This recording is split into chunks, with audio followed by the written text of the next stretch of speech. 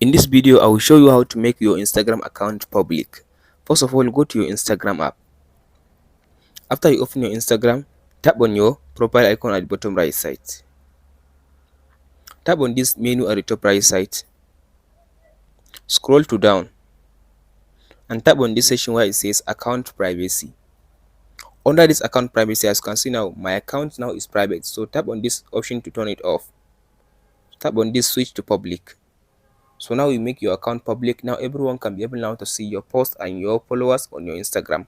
But if you are using Instagram Lite app, the steps are totally different. So let's go and show you how to make it on Instagram Lite app.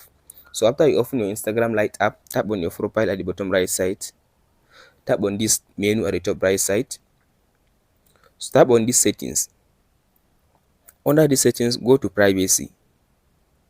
Under privacy, tap on this account privacy. So as you can see now, my account now is private. So tap on this section, turn it off. So wait it now to finish loading.